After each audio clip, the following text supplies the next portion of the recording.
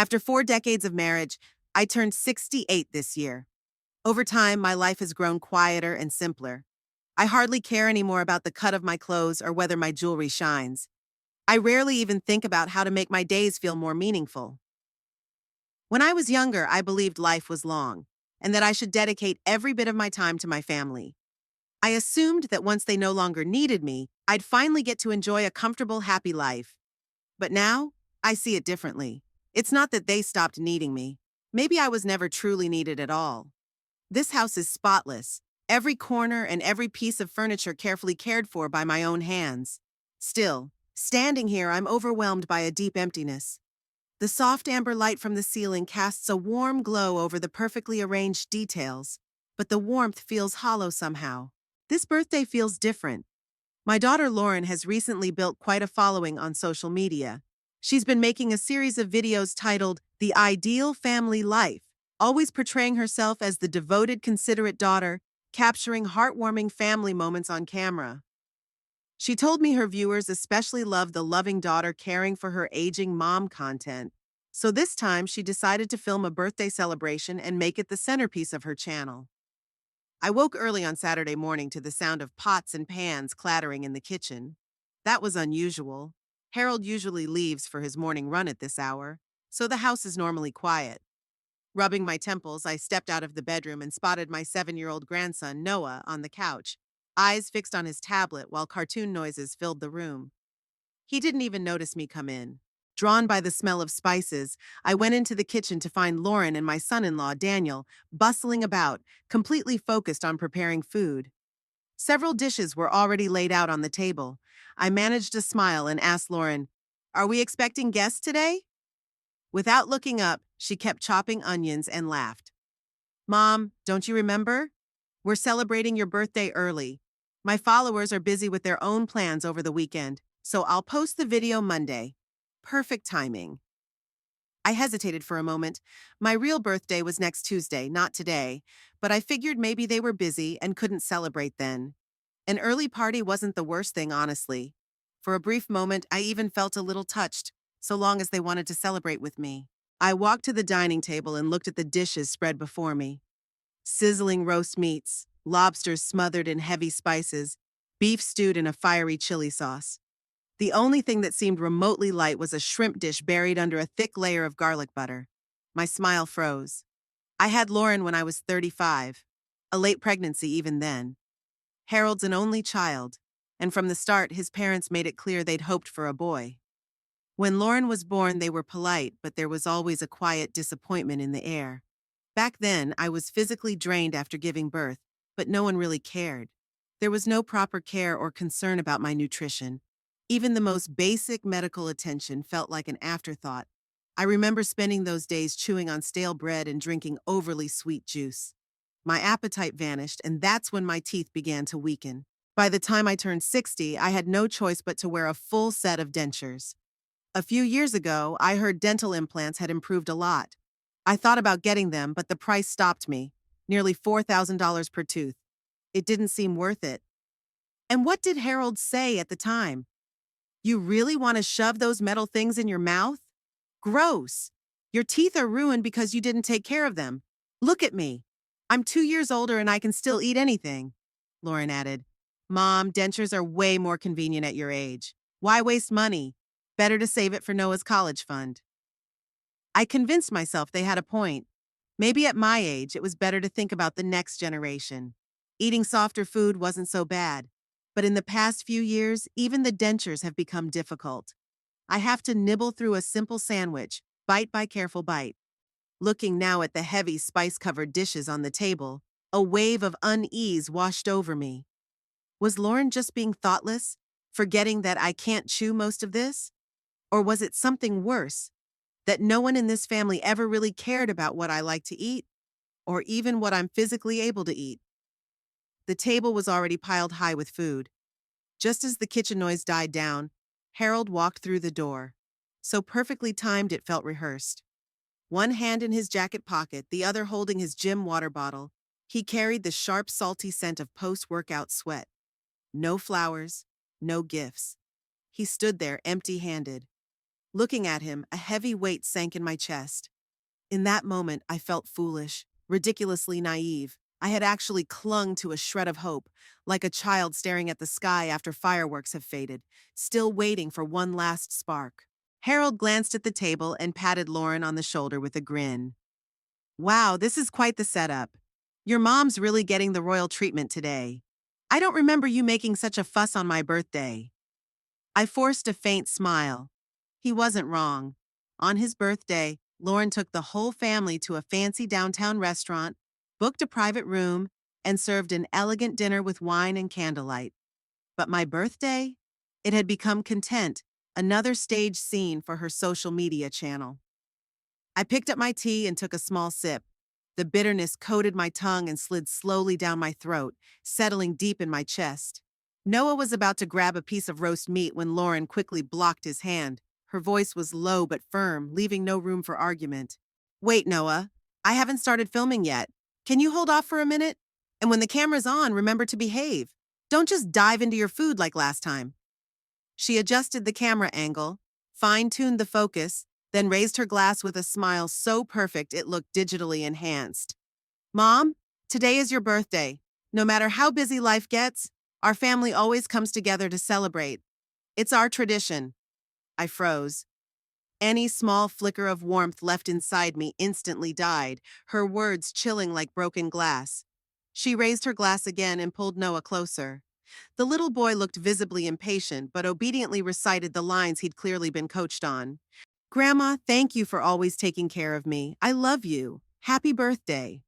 Wishing you good health and much happiness. I gazed at the carefully orchestrated family tableau before me, suddenly struck by how utterly ridiculous it all seemed. Harold appeared genuinely moved, his eyes misty as he gently placed a hand on my shoulder. Sylvia, in all these 40 years, have I ever let you down? Look at us, our daughter, our grandson. They adore you. We're truly fortunate, aren't we? His words sent a chilling shiver through me. My body tensed as a memory from a few years back resurfaced sharply. Back then, they had said almost the same thing, deciding out of nowhere to celebrate my birthday. But the table had been loaded with food I couldn't even eat. When I casually mentioned the dishes were too tough, I was met with a harsh rebuke. Lauren put so much love into cooking for you. How can you be so ungrateful? Mom, I work all week. I don't have time to keep track of your food preferences. Daniel even joined in. Mom, Lauren really did try. Why are you always so hard to satisfy? They were all eager to highlight their sacrifices, their hard work, and how exhausted they were. But whoever remembered me? I knew Harold couldn't tolerate acidic food. Just a trace of vinegar would give him mouth sores. I knew Lauren was allergic to peaches, so I peeled her fruit carefully. I knew Noah hated chicken skin. Every time I made soup, I removed it from the drumsticks. I even knew Daniel disliked cilantro, so I left it out when cooking. It wasn't that they forgot what I liked. It was that they never cared enough to pay attention. At that moment, something inside me shattered, not from pain but from a sudden, sharp clarity, cold and unmistakable. I no longer wanted to pretend we were a happy family. I set my teacup down. My hand, still gripping the chopsticks, hesitated before letting them drop heavily onto the table. I met Harold's gaze steadily, my voice calm but edged with steel. So Harold, where's the orange cake I asked you to pick up? The atmosphere around the dining table stiffened. Even the background noise of Noah's cartoons felt jarringly out of place. Daniel was the first to react. He rushed over and paused the camera, freezing everyone's smiles in the frame. Lauren frowned, visibly annoyed, as if I had ruined her carefully crafted narrative. Harold blinked, then resumed his usual dismissive tone. Oh, the cake. I did go to get it this morning, but on the way I ran into Ruby. She said she'd been craving it, so I gave it to her. He spoke as if it was no big deal, brushing it off like I was being unreasonable. It's just a cake. If it's that important, I'll get you another one tomorrow. His casual tone, as if dismissing a trivial complaint, hit me like a heavy weight in my chest. I didn't let it go. Word by word, I asked, It's my birthday today. Isn't there supposed to be a cake? That cake was the one thing I truly wanted. I knew my teeth couldn't handle much, and I didn't have many cravings, But I'd been longing for that orange zest cake. Harold had promised so casually he'd bring it home, and yet even that tiny wish lost out to a casual comment from Ruby. Lauren stepped in, trying to smooth things over. Right, right. No birthday is complete without a cake. It'll look better on camera anyway. The audience loves that stuff. I'll order one right now. She pulled out her phone, pretending to open a delivery app. I just stared, a silent, bitter laugh forming inside me. She didn't care whether I actually wanted the cake. She cared how it would look on camera. I turned back to Harold, my voice low and sharp as a blade. If Ruby wanted cake, couldn't she buy her own? Is she broke, or has she gotten so pathetic she's begging for handouts on the street? His expression darkened immediately, and tension gripped the whole table. Lauren, don't order anything, he said, voice simmering with anger. Don't spoil her. She's 68. Does she really need to behave like a teenager obsessed with a birthday cake? He dropped his chopsticks and looked at me with pure disdain. Ruby's husband died. Her kids aren't around. She's had a rough time. What harm is there in giving her a piece of cake? Sylvia, you're being ridiculous. Don't you realize how nasty you sound? I looked at him, his tone and expression so familiar, so condescending, and there wasn't a hint of regret. He continued, Isn't this table full of food enough? Lauren and Daniel made an effort to come home and cook for you, and now you're throwing a tantrum. People would laugh if they saw how you're acting. Lauren's face changed.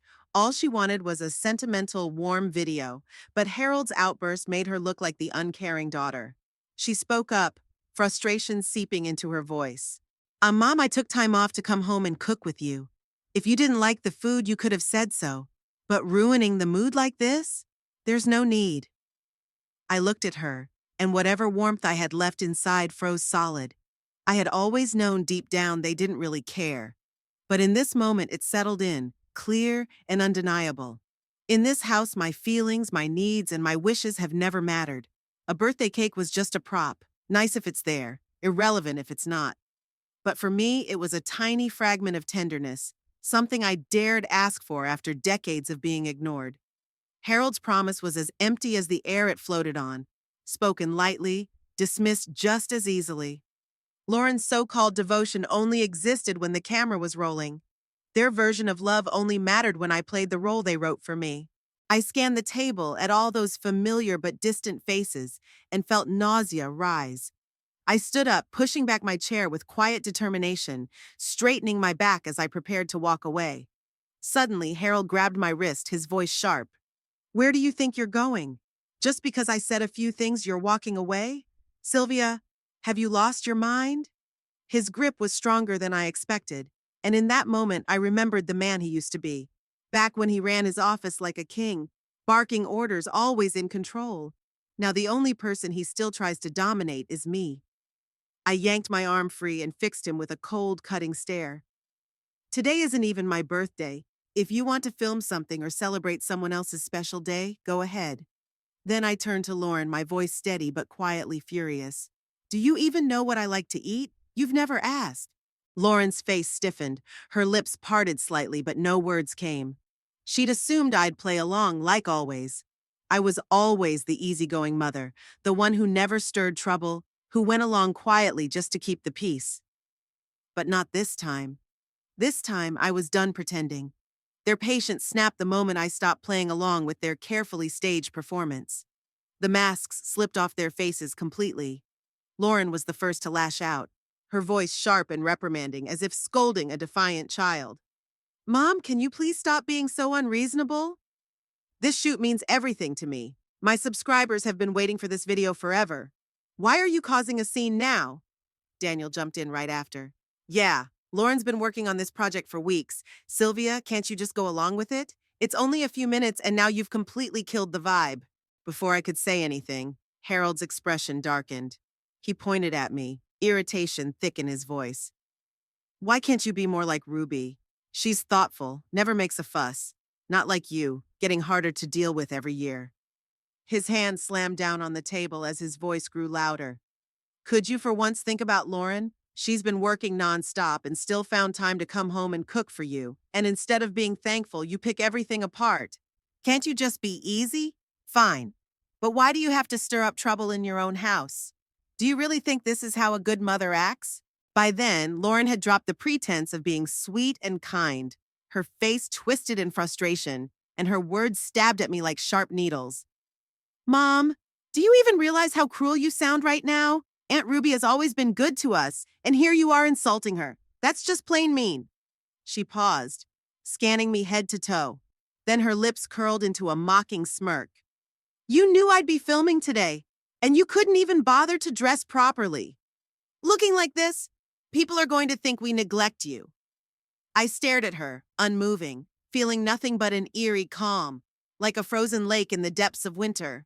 But she wasn't finished. You're always throwing shade at Aunt Ruby, always sulking. Maybe if you spent less time sneering and more time learning to be graceful, things might be different. Noah, now shrinking into the corner of the couch, nervously piped up, I don't like Grandma anymore. Grandma Ruby never yells like Sylvia Grandma. I froze instantly. That scene dragged me back decades, when Lauren was just a little girl and Ruby had suddenly re-entered our lives. One afternoon, Lauren refused to let me do her hair and ran to cling to Ruby's leg, pouting, Bad mommy, I hate you. I want Aunt Ruby to be my mommy. She's pretty and sweet, way better than you. Back then, I had shrugged it off as childish nonsense. But here we were, years later, and she was still by Ruby's side. Even my grandson had been turned. Ruby, the woman who had quietly haunted the edges of my marriage, never needing to fight, simply slipping in and unraveling everything I had built. She never raised her voice but managed to win Harold's generosity, Lauren's affection, and everyone else's sympathy. And somehow, I was the one branded difficult, bitter, cold. But now, for the first time, I saw it clearly. The problem was never me. They never truly accepted me as family. Images flashed in my mind, a harsh montage of memories. Harold's birthday dinners at the fanciest restaurants, savoring wine and prime cuts of steak and lobster. My birthday, just a staged kitchen meal, dressed up to look cozy but empty inside. Lauren's wedding, I planned every detail myself, exhausting myself making sure it was perfect. Yet in her speech, the person she thanked most was Ruby. When I suggested a practical fabric couch for the house, they called it a waste of money. But when Harold bought Ruby an entire dining set, he didn't hesitate. All these memories cut deep like shards of glass, revealing the bitter truth. I was never more than a background prop, expected to give, to serve, to stay silent, never to be cherished. I looked down at my wrinkled hands and yet felt a strange calmness, lighter than I had in years. I finally knew I didn't want to live like this anymore. I raised my head, letting my gaze slowly travel over each familiar yet foreign face, resting finally on Harold. His features were still sharp, but his expression was empty, just cold, exhausting indifference. He had once been the man I loved with all my heart. Now he was a stranger who drained every ounce of energy from me. I took a deep breath, my voice steady, clear, and firm. Harold, I want a divorce. Afternoon sunlight poured through the floor-to-ceiling windows, casting flickering shadows across the room. The air was heavy and tense, like the quiet before a storm. I stood in the center of the living room, facing Harold and Lauren sitting across from me. Their expressions were unreadable, a strange mix of disbelief, suspicion, and confusion. But for once, I didn't flinch. Harold, I said calmly, I want a divorce. The words left my mouth, and an unfamiliar sense of release flooded through me, a lightness I hadn't felt in decades, as if I'd finally dropped the weight of a 40-year chain. A faint sorrow lingered, not for the marriage, but a quiet farewell to all the silent sacrifices I had made. Harold's face froze. Lauren's eyes widened as if I'd just cracked a cruel joke. Seconds later, their shock twisted into scorn, their smiles sharp and cutting. You've lost your mind, Harold sneered, his disdain clear. All this over a stupid cake? Sylvia, you're not a teenager. Stop acting so dramatic. Lauren snapped out of it, brows furrowed, voice sharp and impatient. Mom, what are you doing? Divorce? At your age? How am I supposed to explain this to my followers? I already teased this episode. What do you want me to do now? I saw the faint smirks tugging at the corners of their mouths, and something inside me shattered. They didn't believe I would really leave.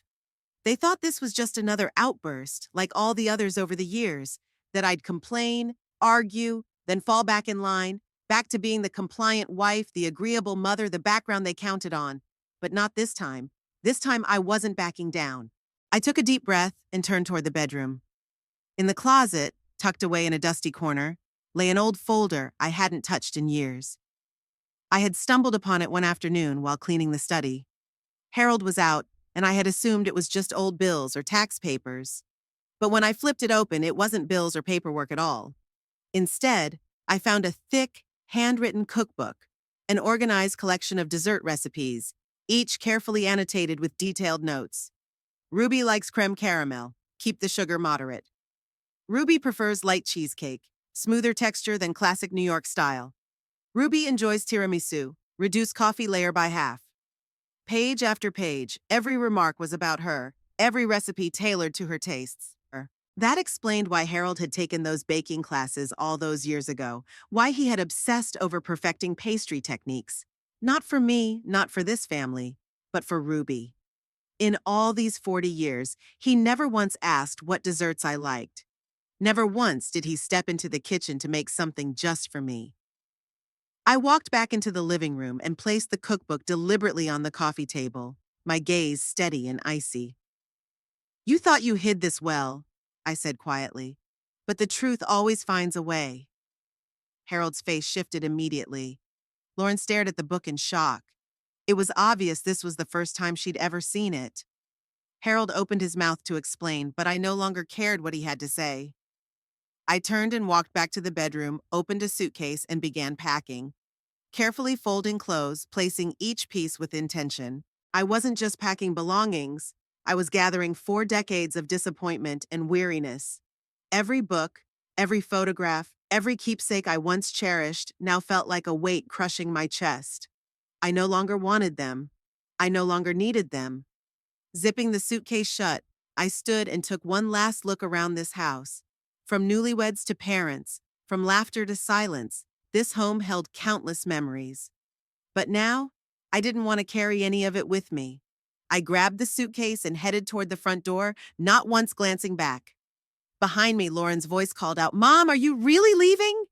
Harold's panic cut through the air. "Sylvia, don't be impulsive. You're too old for this. Where would you even go?" I stopped and turned, eyes locking onto theirs, voice calm and crystal clear. "Where will I go? I'm going to live my own life." And with that, I turned the doorknob and stepped out. I returned to my mother's old house. The moment I stepped inside, the scent of aged wood welcomed me. Familiar, grounding. The place wasn't large, but it was quiet and steady. It felt safer, warmer than the grand house I had left behind after 40 years. No luxury furniture, no forced smiles, no one to tiptoe around. This finally was mine, my refuge, my peace. When I arrived, I felt utterly drained, as if something inside me had hollowed out. Exhausted beyond words, barely able to lift my feet. The house had sat empty for years, and the air carried a faint, musty scent. I had always imagined this place as my peaceful retreat in old age. Never thought I'd return here because my marriage had crumbled. Pushing through fatigue, I unpacked my suitcase and spent the afternoon cleaning, mopping floors, scrubbing windows, wiping every corner until dust vanished and a subtle warmth returned. Only then did I collapse onto the bed and fall into a deep sleep. When I woke, sunlight slanted gently across the room.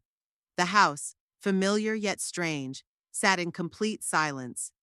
Outside, light and shadow danced on the window pane, casting a soft glow on a worn photo frame resting on the table. I stared at the faded picture inside, emotion quietly swelling in my chest. 40 years ago, my marriage looked nothing like this. Back then, Harold was a vibrant young man, full of ambition. Our meeting had been touched with romance and promise. I remember it clearly. A warm spring afternoon, a blind date set up by mutual friends at a quaint downtown cafe. He wore a crisp suit, smiled with quiet confidence, spoke with charm and courtesy. He told me about his career plans, painted vivid pictures of a beautiful future, and promised to give his wife the most secure and joyful life imaginable. And I believed him, wholeheartedly. In those early years, there was warmth. Life wasn't extravagant, but we cooked together, watched old movies, and took long walks in the park. When Lauren was born, our little family felt complete. Harold was a good husband and father then. He took me out for steak on my birthdays, stayed up all night by Lauren's sickbed, and surprised me with late-night movies after exhausting days of chores. In those moments, I truly thought I had found someone to build a life with. But things changed the day Ruby came back. Ruby, Harold's first love, the one who slipped away in his youth. She returned with a fragile sadness, a voice thick with longing. She told stories of a failed marriage, loneliness, and the regret of a love denied a fair chance.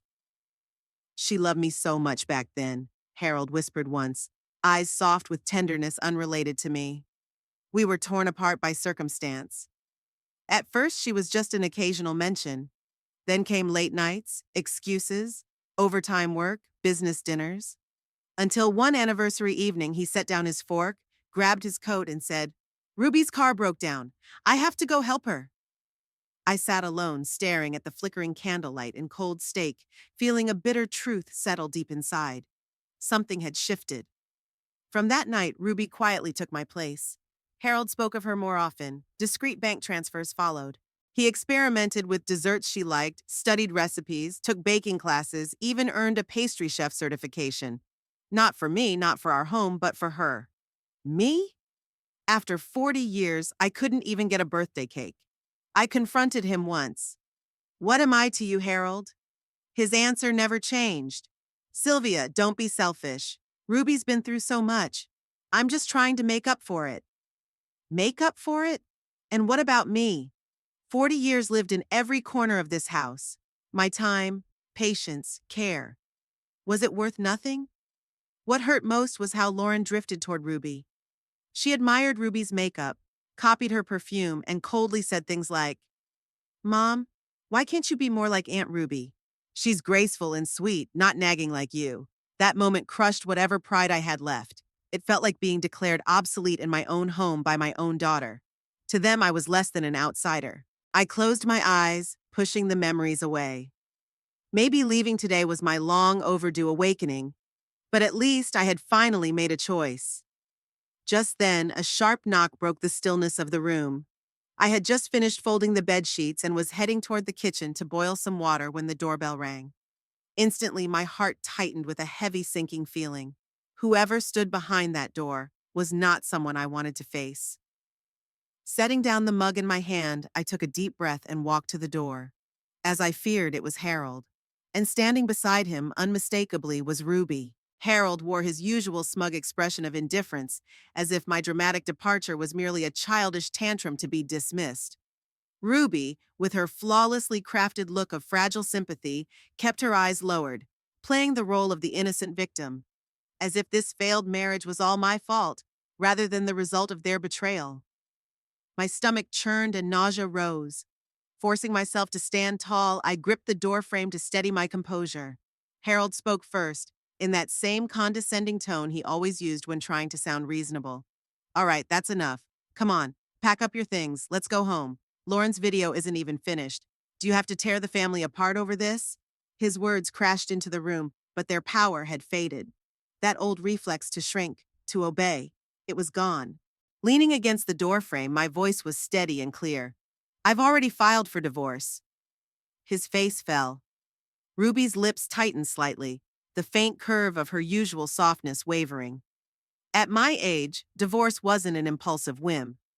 Weeks ago, I'd spoken to a lawyer, researched my rights thoroughly: property, pension, social security. Just earlier that day, I'd filed the paperwork online and told my attorney to serve Harold with formal notice.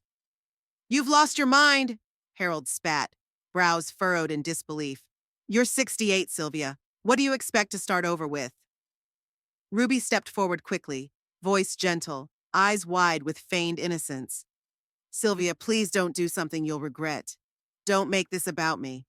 I never meant to come between you two." I let out a dry, humorless laugh. "Oh, save it.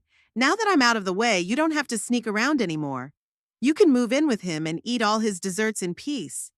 Isn't that what you wanted all along?" Harold's face darkened, his voice dropping low, tight with barely controlled fury.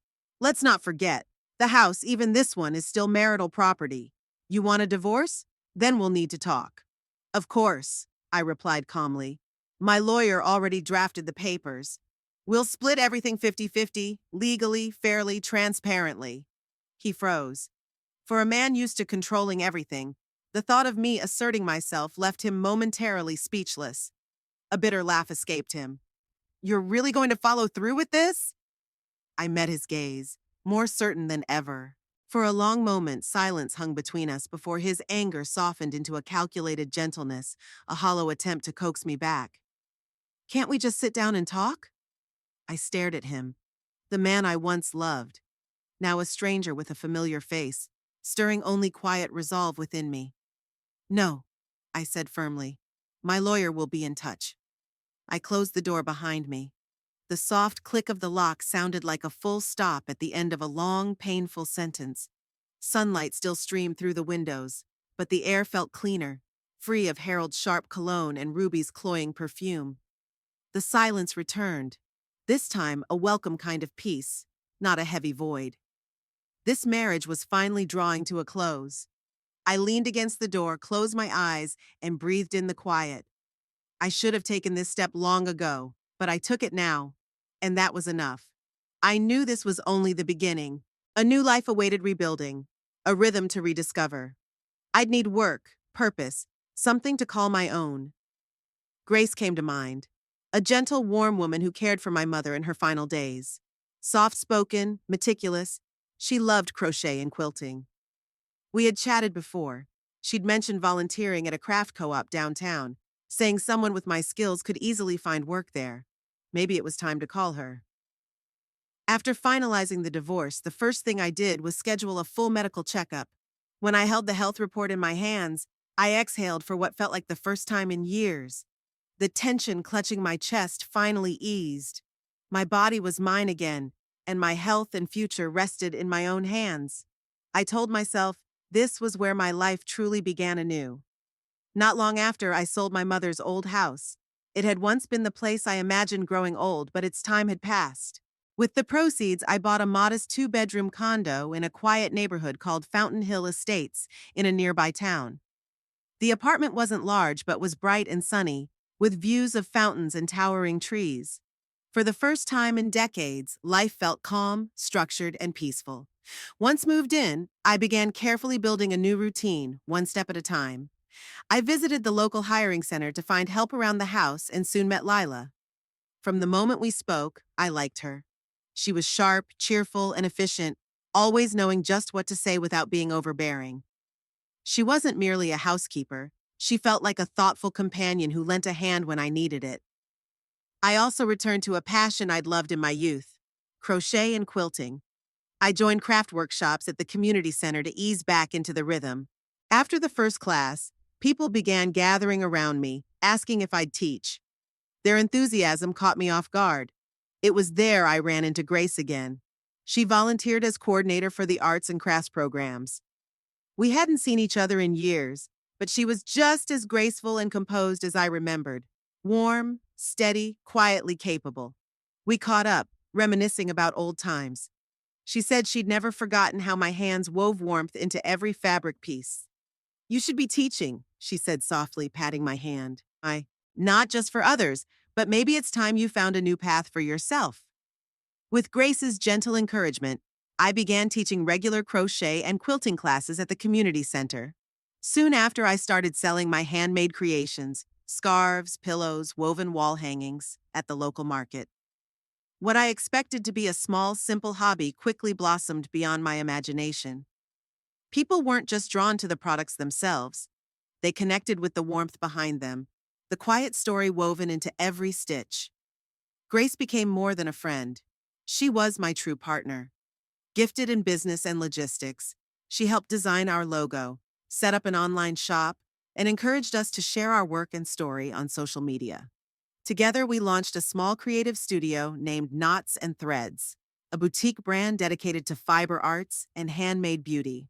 We debuted a weekly online series called Our Craft Circle, where we filmed tutorials, exchanged tips, and spoke openly about life, growth, and healing. Gradually, our audience grew into a steady, loyal community, mostly women around my age. They sent heartfelt messages, sharing how our stories rekindled a passion they thought they had lost. This wasn't some vast empire, nor did it need to be. It was something that nourished my spirit and made me feel useful and fulfilled once again. This quiet, simple, honest life felt richer and freer than anything I had known before. Later, after saving steadily, I finally treated myself to a full set of dental implants. Walking out of the clinic that day, I went straight to a nearby diner and ordered a fried chicken platter and a warm walnut brownie. Every bite was crisp, rich, and deeply satisfying. Not just my teeth had regained strength, but it felt as though I'd reclaimed control of my life. My days settled into a new, steady rhythm. In just a few years, my life transformed in ways I hadn't dared to imagine. What began as teaching craft classes grew into a full-fledged venture with Grace. Through knots and threads, our handmade pieces gained a devoted following. At first, we sold small batches at weekend markets, but soon we accepted custom orders, participated in artisan fairs, and received invitations to regional craft expos. Grace managed branding and promotion, while I focused on content creation and teaching. Each week, we filmed short tutorials, sharing techniques, fabric advice, glimpses of daily life, and my journey of starting a business at 68. The audience's response astonished me. Women my age wrote that our stories reignited their zest for life. Younger viewers found our slow-paced, mindful crafting soothing, a rare comfort in their fast-moving worlds. Even Lila, my household assistant, became one of our biggest fans. She soon joined our team, overseeing video production and social media content. One day, she suggested, "You should try live streaming. Talk to your audience in real time. They'd love it." At first, I hesitated, fearing I was too old or awkward on camera. But with Grace and Lila's gentle support, I gave it a try. To my surprise, the response was overwhelming. Viewers tuned in just to watch me stitch and chat, ask questions, share stories, and listen as I spoke about the meaning behind each fabric pattern and the life that inspired it. Knots and Threads became a beloved Silver Age entrepreneurial brand in our town. We were awarded a community education grant to launch Crafting a New Chapter, a workshop series designed to help retired women learn handcrafts and explore new career possibilities. Women like me, once feeling invisible, began rediscovering purpose, confidence, and creativity. And I finally had something truly my own, a life's work belonging only to me. Not a husband, not a family name, not a pre-assigned role. Lila's boundless energy fueled us, and Grace remained my most trusted partner. Together, we built something real, not because we were needed, but because we were truly seen. I believed by this stage of life I had found all the peace and freedom I required. I thought the voices from my past had finally faded into silence. But life, it seems, has its own plans. 3 years after the divorce, on a quiet weekend afternoon, I had just finished a live stream and was preparing to brew a pot of black tea when the doorbell rang. Assuming Lila had forgotten her keys, I opened the door. It wasn't her. It was Lauren. She looked nothing like the woman I remembered. Her once long, flowing hair had been chopped into a blunt bob. Her face was drawn, her complexion pale and sallow, her eyes dull with exhaustion. The confident, headstrong woman I once knew was gone. Without a word, she stumbled inside and collapsed onto the couch, her voice hoarse and trembling. "Mom, I can't do this anymore." Before I could respond, she broke down in sobs, raw and jagged, tearing through the silence like shattered glass on tile. "Mom, please, please come back. This family is nothing without you. Ruby's a fraud. She's a gambling addict. That story about her son studying abroad, it was all a lie. He cut ties with her years ago and moved across the country. We were wrong, so wrong. We were selfish. I'm sorry. I just want things to go back, just us three, starting over." As she cried, the truth unraveled. After I left, Harold wasted no time inviting Ruby to move into the house.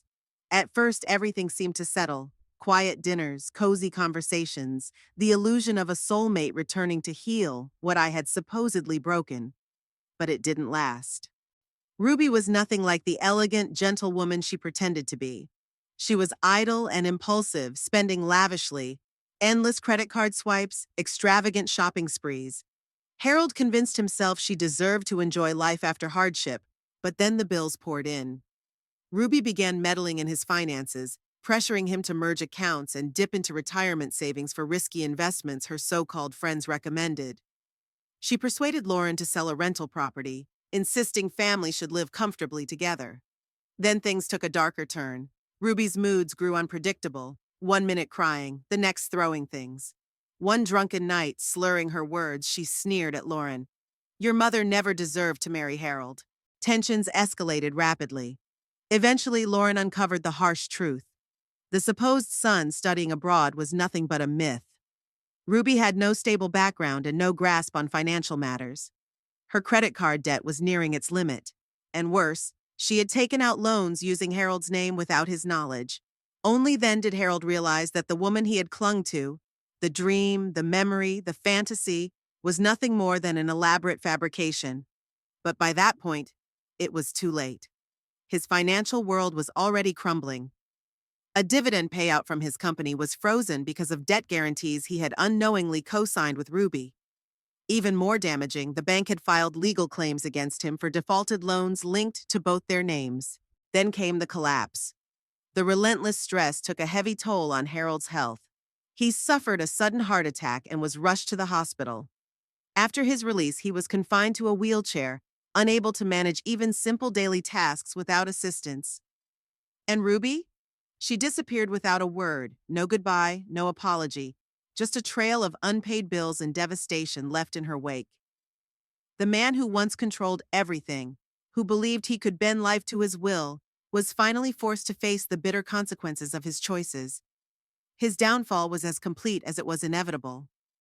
Meanwhile, I let Lauren in. She sank onto the couch, voice hoarse and barely holding herself together. Mom, I really can't do this anymore. I sat quietly, watching her without speaking. She rubbed her forehead, as if trying to ease the crushing weight she carried. My channel collapsed, she whispered. People stopped believing in my content. They said my life felt fake, that everything was staged. Most of my followers left, brand deals vanished, sponsorships dried up. I tried to pivot, but I'm lost. The harder I try, the deeper I sink. It feels like drowning in quicksand. Her eyes brimmed with tears. Mike and I got divorced too. He said I was unstable, that everything in my life was a mess. Now I'm raising Noah alone, barely holding it together. There was no anger in my gaze, only a quiet, complicated calm. She looked down again. Dad's not doing well either. He's practically bedridden and refuses treatment most days. He rambles nonsense, but he keeps saying his last wish is to see you one more time. I said nothing, neither agreeing nor refusing. I poured her a glass of water and handed it over, then gently asked her to leave once she finished. That night, I sat with my thoughts for a long time, not out of love, nor hope for closure or reconciliation, but because I knew I couldn't truly be free until I faced the past head on. Eventually, I went to the hospital. Standing in the doorway, I saw the man who once commanded boardrooms and controlled every aspect of our lives, now frail, sunken into bed, his gaze unfocused, voice a mere whisper. When his eyes met mine, something flickered. Recognition, regret, or maybe just a fading shadow of what once was. Sylvia, he murmured, lips trembling, breath shallow. Thank you for coming. I'm sorry. I regret it all. I said nothing. I stood there looking at him for a while. Then, barely audible, he asked, if I'd brought you that cake that day, would things have turned out differently? I shook my head gently, because he already knew the answer. I turned and walked away, didn't look back. Outside, the sunlight was soft and golden, carrying the scent of early summer grass. For the first time in a long while, I felt light, unburdened. Harold's downfall did not bring me satisfaction or revenge. What I felt was clarity. He was simply paying the price for choices made long ago, the cost of taking everything for granted. His finances, his health, his so-called companion. The price was steep. Ironically, these were the very things he once thought I lacked, things I now held in abundance. I didn't need to gloat. I didn't need to retaliate. I simply left him behind where he belonged, in the past. Lauren still visits with Noah from time to time. No more dramatic pleas or attempts to mend what's lost. We coexist quietly. She no longer tries to fix the past, and I no longer expect her to become someone she's not. I spend my days teaching, crafting, sharing stories on my channel, selling my work, meeting new people. Lila recently suggested we take a trip up north next year to a handmade arts festival. I said yes. Who says old age must be spent in kitchens and on couches? I want to see more, go further, live deeper. The past isn't worth longing for. The future deserves my devotion. It wasn't until the second half of my life that I finally became who I truly am.